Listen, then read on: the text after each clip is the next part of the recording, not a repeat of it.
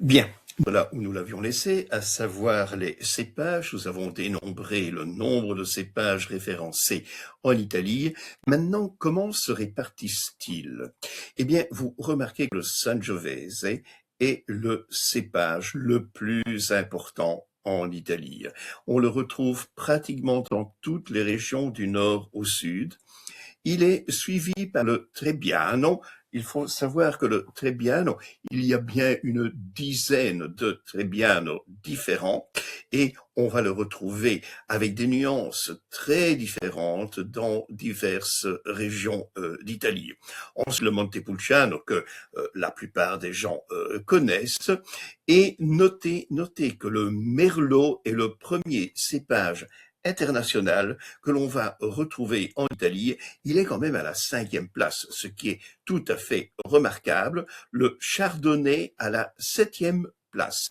Donc, ceci dénote quand même fortement l'influence des cépages internationaux en Italie. Bien. En ce qui concerne la production maintenant, la production, l'Italie et la France se partagent régulièrement la première place en ce qui concerne la quantité de vin produite. On est aux alentours de 50 millions d'hectolitres. Tantôt c'est la France qui fait un petit peu plus, tantôt l'Italie. Remarquez, l'Espagne est toujours en 3e position et l'Allemagne, néanmoins, fait quand même une dizaine de millions d'hectolitres par année, ce qui n'est pas du tout négligeable. La production italienne. Maintenant, rentrons un petit peu dans ce qui se passe en Italie en fonction des différentes régions.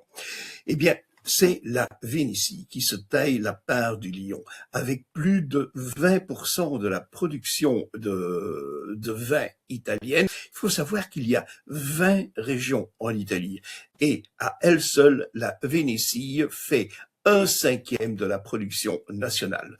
Deuxième point fort ou point lourd, c'est la Pouille avec un peu moins de 20%. S'ensuit l'Émilie-Romagne, étonnamment parce qu'on ne parle jamais ou très rarement de l'Émilie-Romagne. Remarquez que la Toscane, qui est très connue pour ses vins, ne fait que grosso modo 5 à 6% de la production totale de l'Italie.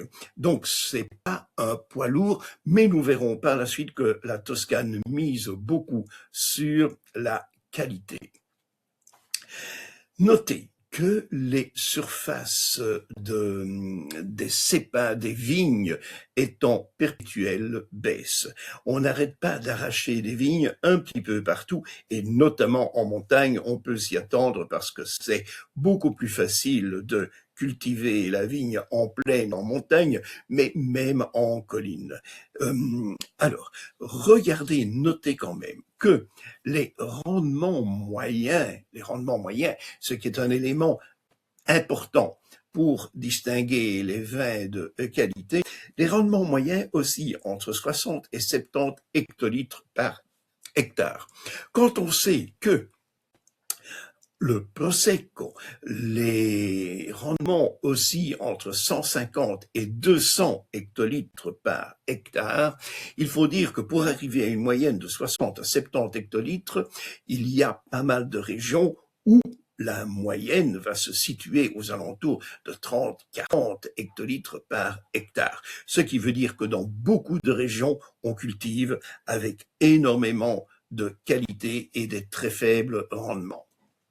Les appellations. Alors, les appellations, ici, c'est quelque chose qui est quand même assez important. Nous commencerons par les vins de table au pied de la pyramide, suivis par les IGT ou IGP. En Europe, c'est IGT signifie quoi? Mais ce sont en règle générale une appellation qui est liée à la région. IGT Frioul, IGT Latte, IGT Sardaigne, et ainsi de suite.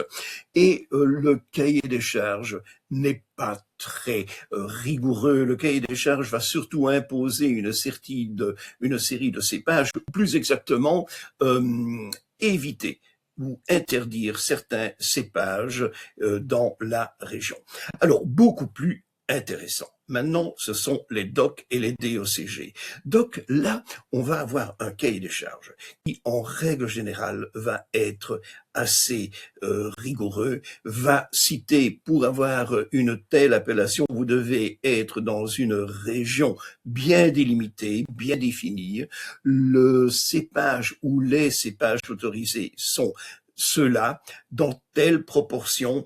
On va peut-être même aller dans des nuances de vinification, de densité d'implantation, et ainsi de suite. Donc, DOC, on peut déjà avoir une certaine typicité. Ensuite arrive la DOCG. Pour arriver à DOCG, des denominazione di origine controllata e garantita, il faut avoir été en DOC pendant un minimum de 10 ans. Mais qu'est-ce qui va se passer? Les cahiers des charges vont être un petit peu plus rigoureux. Ils vont se serrer un petit peu plus, notamment en normes d'implantation, de densité d'implantation, en normes de densité, de proportion de cépage, en normes de vinification. Et là, il va y avoir des contrôles qualitatifs de chaque vin pour chaque millésime avant que les vins ne soient mis dans le commerce. Mais quand on est en DOCG, eh bien, on assiste aussi à des choses beaucoup plus pointues qui sont comme des sous-zones. Ce qui correspondrait peut-être en Bourgogne au climat, d'accord? Et les sous-zones, c'est un ensemble de parcelles qui vont se retrouver dans certaines parties de l'appellation et qui bénéficient soit d'un climat bien particulier, soit d'un terroir bien particulier, et dénotent une typicité bien spécifique. Donc ces sous-zones, on ne va pas les retrouver dans toutes les DOCG, mais dans certaines en particulier. Bien. Et alors là, on peut aller encore un petit peu plus loin avec des fractions dans les sous-zones, mais alors là, ça devient vraiment très pointu, mais sachez que cela existe.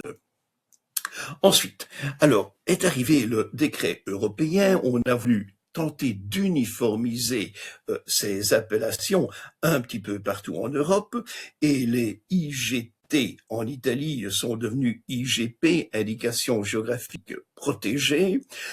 Ça signifie la même chose. Par contre, en ce qui concerne les vins DOC et DOCG, ce sont devenus au niveau européen DOP, dénomination d'origine protégée.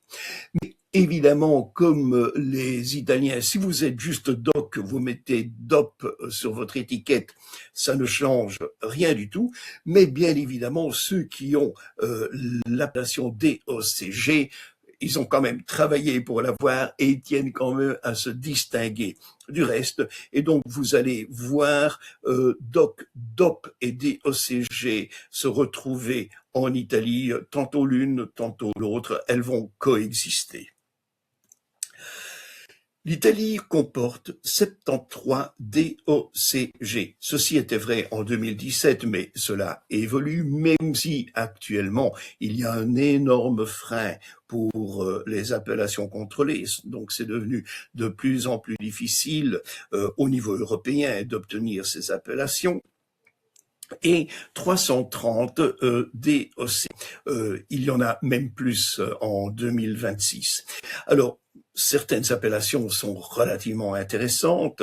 Par contre, il y en a qui ne le sont pas du tout, qui sont même superflues, qui étaient des appellations que l'on a créées à un certain moment, essentiellement pour essayer de valoriser une région, mais qui n'apportent pas une vraie typicité en matière de vin. Bien. Alors, ceci est très important, les mentions spéciales. Vous allez voir sur certaines étiquettes classico ou superiore ou riserva. Qu'est-ce que cela signifie? Classico signifie que on va se référer à un vin ou une appellation qui se trouve dans vraiment la région d'origine de l'appellation.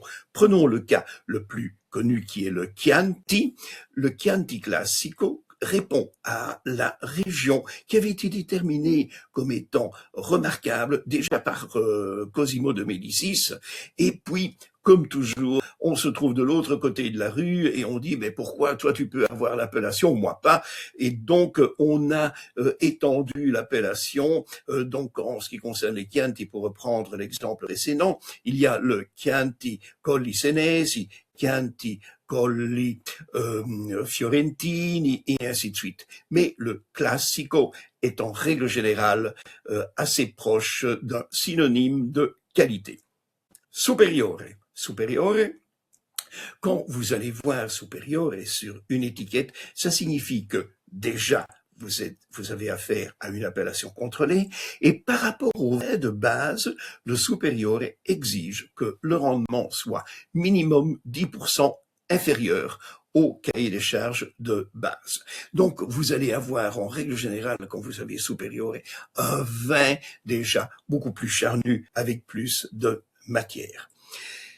Riserva. Riserva fait référence à l'affinage du vin. La législation impose minimum 2 ans pour les rouges, minimum 1 an pour les blancs, minimum 3 ans pour les méthodes traditionnelles, entre parenthèses la méthode champenoise, donc pour les pétillants. Le Riserva, nous sommes en règle générale sur des vins de qualité. C'est la signature du viticulteur. Le viticulteur, pour mettre Riserva sur son étiquette, c'est bien. C'est bien que quand on va prendre son vin, on s'attend quand même à quelque chose. Donc c'est vraiment son image qu'il met en jeu. D'ailleurs, les mauvais millésimes, les grands viticulteurs ne font pas leur Riserva. Riserva, retenez-le, c'est une notion d'affinage. Oui, ces notions d'affinage aussi, c'est un minimum. Le cahier des charges peut vous imposer des périodes beaucoup plus longues. Si vous prenez le Barolo, bien évidemment, ce n'est pas 2 ans, mais c'est beaucoup plus pour avoir une notion de réserve sur la bouteille de vin. Voilà, il y a 20 régions en Italie. Sachez que dans ces 20 régions, on fait des vins de qualité avec des typicités très différentes d'une région à l'autre. Et pour cause, les terroirs sont différents, les cépages sont différents. Il n'y a pas de région où les vins soient mauvais en Italie. Oui, il y a des mauvais vins partout, mais il n'y a pas de région où on ne fait pas d'excellents vins en Italie. Voilà, nous allons les voir les unes après les autres par la suite. Voilà, ceci c'était pour l'introduction. Nous allons commencer dans le prochain cours avec une des 20 régions que nous allons découvrir dans le détail.